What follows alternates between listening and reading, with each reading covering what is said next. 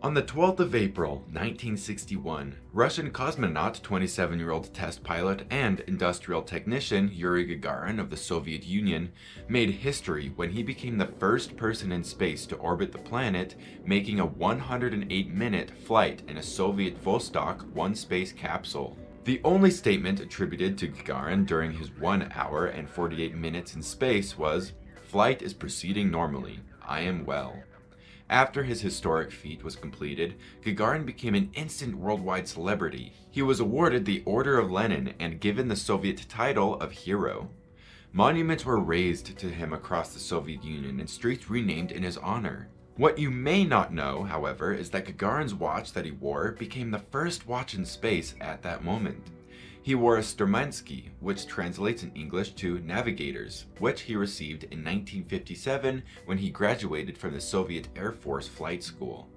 The story of Yuri Gagarin's spaceflight is an integral one in the history of Soviet horology, which is the topic of today's video. So, without further ado, let's run the intro and the jet.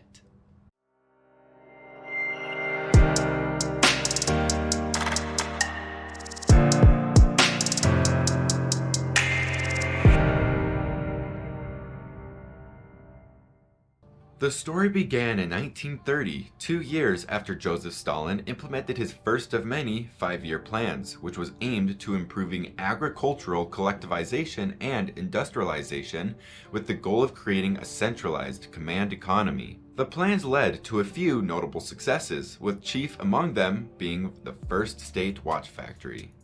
In 1928, the Soviet Union had no watchmakers, and therefore could not begin making watches. That changed, however, in 1929, when, under orders from Stalin via Amtorg, which was the first trading company of the Soviet Union in the United States, bought 2 US watchmaking companies that were going out of business. The Ansonia Clock Company of Brooklyn, New York, and Duber Hampton Watch Company of Canton, Ohio were purchased in 1929. Amtorg had 21 of their watchmakers and other technicians brought to the USSR, as well as 28 freight cars full of machinery. With relatively modern factory equipment for the time and professionals to train the Soviets to make watches, their venture began. In 1935, the factory name was chosen as Kurova, after the recently murdered Soviet politician and Bolshevik revolutionary Sergei Kirov, and the first state watch factory was formed.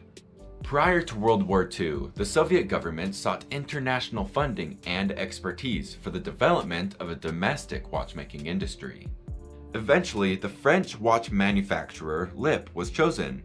Lip was having financial problems at home in France, and in 1936, technical director Frederick Lippmann signed a deal with the USSR for the export of technology, machinery, and parts. The first state watch factory was one of the notable successes of Stalin's first 5-year plan. Things wouldn't always go so smoothly for Soviet watchmaking, however, as the Nazi German invasion of the Soviet Union under the codename Operation Barbarossa started on Sunday, June 22, 1941. During Operation Barbarossa, the entirety of the first state watch factory had to be evacuated. A mandate was ordered with the evacuation of the factory to Zlatoust, a city 1,600 kilometers of Moscow. By November 28, 1941, the complete evacuation of the first state watch factory was underway. In total, some 1,260 pieces of equipment were moved, including machinery, materials, assets, and inventory. Together with the equipment, 296 watchmakers and technicians were evacuated to Zlatoust. In 1943, when the Soviets were on the offensive, some equipment was transferred back to Moscow from Zlatoust. Shortly thereafter, the production line was reinstated and the factory was re-established. During the war years, the evacuated plant would be known as Factory 845, and during the war, focused on munitions and other military devices. However, the first state watch factory would never return to Type 1 production. Instead, in the mid-1940s, attention was turned to wristwatch production. Engineers were working on the development of a diminutive wristwatch design based on the Lip caliber R26, the first Lip fully automated machined movement, a former endeavor dating back to 1936 that was disrupted by the war effort. By the first quarter of 1945, in partnership with Penn's Third State Watch Factory, the First State Watch Factory had already begun production of the Pobeda. In the spring of 1947, in the height of these advances, the name of the factory was changed to the First Moscow Watch Factory. First production began of the K-26 prototype in 1945. Stalin chose the name to be printed on the dial, Pobeda, which translates in English to victory, a nod to the Battle of Berlin, which resulted in the surrender of the German army and the death of Adolf Hitler during World War II, a resounding victory for the Soviet Union and the Allies. By the 1950s, millions of Pobedas had been produced by a total of 6 factories. As the market shifted in the 1950s, the factory focused heavily on wristwatch production. This led to a proliferation of discrete brands, all powered by First Moscow Watch Factory movements. These brands included Antarctica, Kurovsky, Cosmos, Sputnik, Strela, Sturmansky, among many others.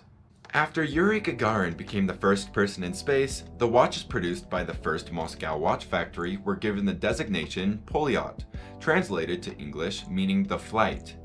The 33mm Sturmansky Gagarin wore had a manual wind 17-jewel 3-hand movement. His Sturmansky, which worked flawlessly in space, is currently on display at the Moscow Museum of Cosmonautics.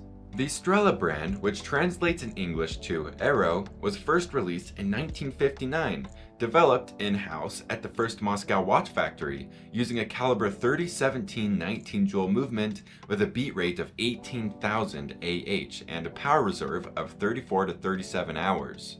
The Strela brand was retired in 1964, however, when all individual First Moscow Watch Factory brands were consolidated under the Poljot brand going forward.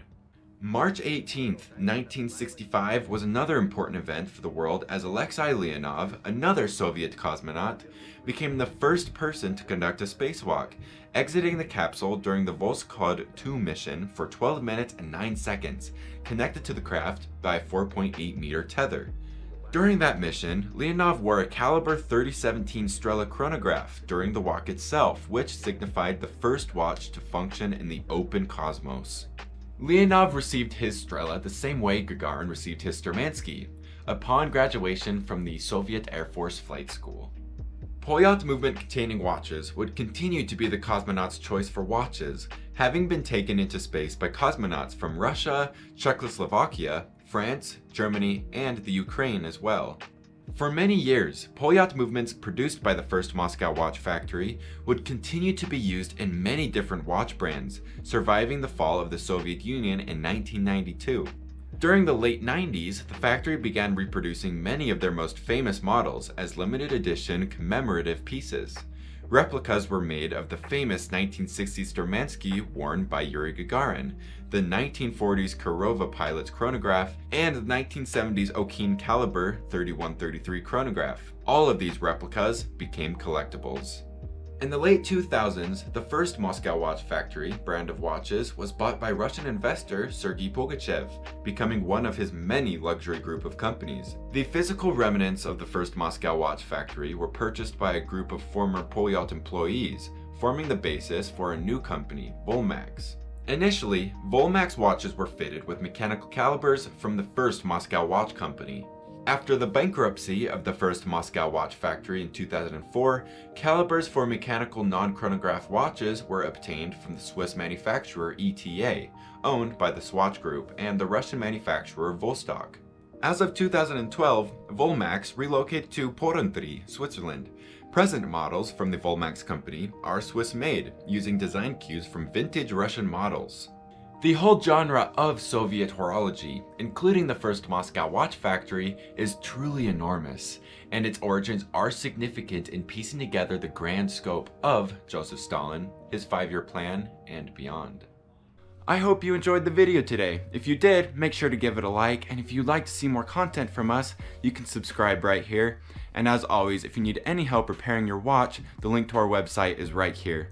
Thanks again for watching, and I'll see you next time.